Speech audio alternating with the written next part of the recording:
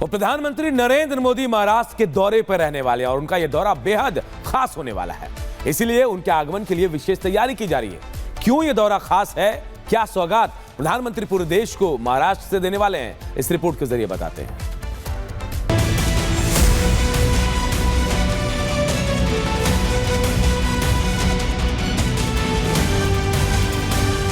पिछले कुछ दिनों से हिंसा, कर्फ्यू और पुलिस के साए में लिपटा नागपुर अब सज धज कर तैयार है।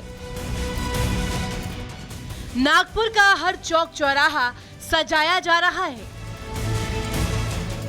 ये तैयारी है हिंदू नव वर्ष के आगमन की, देश के प्रधान के स्वागत की। इस बार का हिंदू नव वर्ष यानी कि गुड़ी पड़वा का त्योहार नागपुर के लिए बेहद खास है, क्योंकि जिस आरएसएस के बीज नागपुर में बोए गए, अब वो संगठन 100 साल पूरे कर रहा है। इस शताब्दी वर्ष का साक्षी बनने पहुंच रहे हैं खुद प्रधानमंत्री नरेंद्र मोदी। प्रधानमंत्री नरेंद्र मोदी नागपुर आने वाले हैं। 12 साल बाद प्रधानमंत्री नरेंद्र मोदी संघ कार्यालय यानी स्मृति मंदिर जाएंगे। उससे पहले नागपुर में तैयारियों का दौर आपको दिखा देता हूं। पूरी नागपुर शहर को भगवामय कर दिया गया है। जगह जगह ऐसे ही पूरा साज सज्जा की जा रही है। प्रधानमंत्री नरेंद्र मोदी के लिए पूरे स्वागत के लिए अलग अलग चौराहों पर इस तरह की व्यवस्था की है। और आपको ये भी बता दें, 4000 पुलिसकर्मी यहाँ पर तैनात रहेंगे। इसके बाद एसपीजी ने भी पूरा कार्यक्रम देखने के लिए जगह जगह पर अपनी मुस्तैदी शुरू कर दी है। आपको ये भी जानकारी दे दें कि हिंदू नव वर्ष यानी गुड़ी पड़वा के शुभ अवसर पर प्रधानमंत्री नरेंद्र मोदी नागपुर आ रहे हैं। पीएम मोदी के स्वागत को लेकर के नागपुर बीजेपी ने जोरदार तैयारी की है। जिन जिन सड़क, मार्ग और चौराहों से पीएम गुजरेंगे, उन्हें सजाया जा रहा है। पीएम मोदी का ये दौरा इसलिए भी खास है क्योंकि वे पूरे 12 साल बाद आरएसएस मुख्यालय पहुंचेंगे। रविवार की सुबह करीब 9 बजे पीएम मोदी नागपुर के रेशम बाग पहुंचेंगे और स्मृति मंदिर में दर्शन करेंगे। इस दौरान वे आरएसएस के संस्थापकों को श्रद्धांजलि देंगे। इसके बाद पीएम दीक्षा भूमि जाएंगे और संविधान निर्माता बी.आर. अम्बेडकर को श्रद्धांजलि अर्पित करेंगे। सुबह 10 बजे पीएम माधव नेत्रालय प्रीमियम सेंटर की आधारशिला रखेंगे और एक जनसभा को भी संबोधित करेंगे। इसके अलावा पीएम नागपुर में solar defence and aerospace limited की गोला बारूद सुविधा का दौरा करेंगे और देश को कई सौगातें भी देंगे। प्रधानमंत्री नरेंद्र मोदी राजनीति में आने से पहले संघ के समर्पित कार्यकर्ता और प्रचारक रहे हैं। हालांकि जब से उन्होंने प्रधानमंत्री का पद संभाला है, वे संघ मुख्यालय नहीं गए हैं, जबकि वे कई बार संघ को अपना मार्गदर्शक और राष्ट्रभक्ति की प्रेरणा भरने वाला संगठन बता चुके हैं। 100 वर्ष पहले राष्ट्रीय स्वयंसेवक संघ का बीज बोया था। आज ये एक वटवृक्ष के रूप में अपना शताब्दी वर्ष मना रहा है। वेद से विवेकानंद तक भारत की महान परंपरा और संस्कृति को नई पीढ़ी तक पहुंचाने का एक संस्कार यज्ञ राष्ट्रीय स्वयंसेवक संघ पिछले 100 वर्ष से चला रहा है। मेरा सौभाग्य है कि मेरे जैसे लाखों लोगों को आरएसएस ने देश के लिए जीने की प्रेरणा दी है। हालांकि अब जब बतौर प्रधानमंत्री नरेंद्र मोदी संघ मुख्यालय जा रहे हैं, तब नागपुर में औरंगजेब और छत्रपति शिवाजी महाराज को लेकर जोरदार बहस छिड़ी है। ये बहस 17 मार्च को हिंसा का रूप भी ले चुकी है। ऐसे में पीएम के दौरे को लेकर के सुरक्षा के पुख्ता इंतजाम किए गए हैं। नागपुर के चप्पे चप्पे पर कड़ी नजर रखी जा रही है।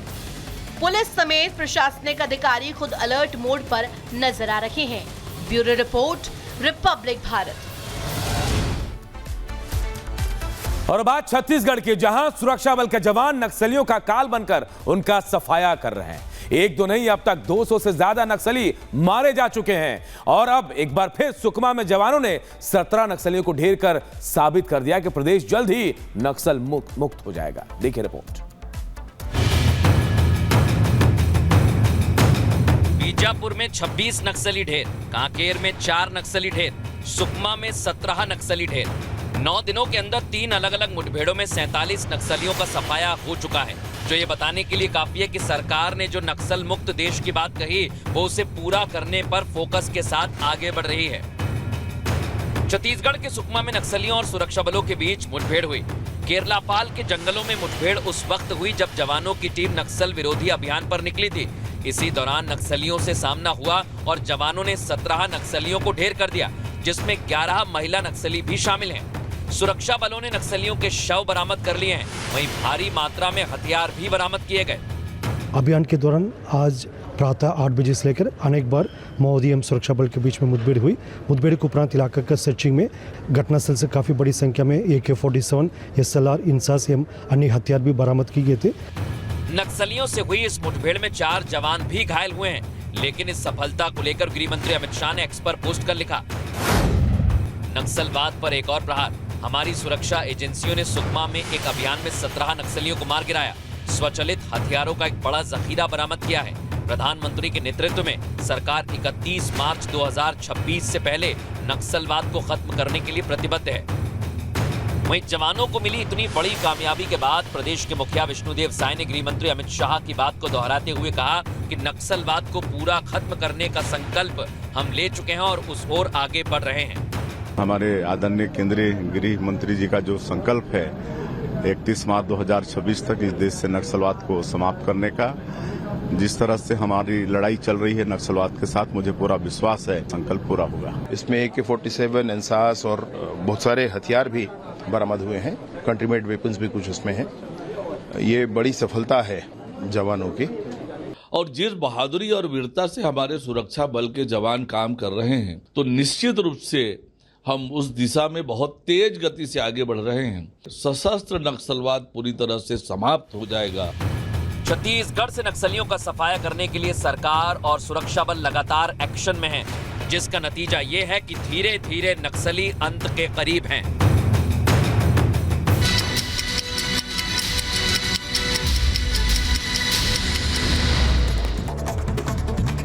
जयपुर के प्रतापनगर में तेता जी की मूर्ति तोड़ने पर पुलिस ने कार्रवाई की। मंदिर तोड़ने वाले आरोपी सिद्धार्थ सिंह को गिरफ्तार किया गया। पकड़े गए आरोपी से पूछताछ जारी। पूछताछ के दौरान आरोपी ने कबूली तोड़फोड़ की बात। वित्तीय नुकसान होने से परेशान था आरोपी। शराब पीकर भगवान को कोसा, फिर तोड़फोड़ की। आज दिल्ली के जंतर मंतर पर भारी संख्या में जुटेंगे लोग। वक्फ बोर्ड को रद्द करने की मांग। प्रदर्शन को देखते हुए सुरक्षा के किए गए पुख्ता इंतजाम। यूपी के मैनपुरी में राणा सांगा के अपमान में लोगों ने विरोध प्रदर्शन किया। एबीवीपी के कार्यकर्ताओं ने फूका सपा सांसद रामजी लाल का पुतला।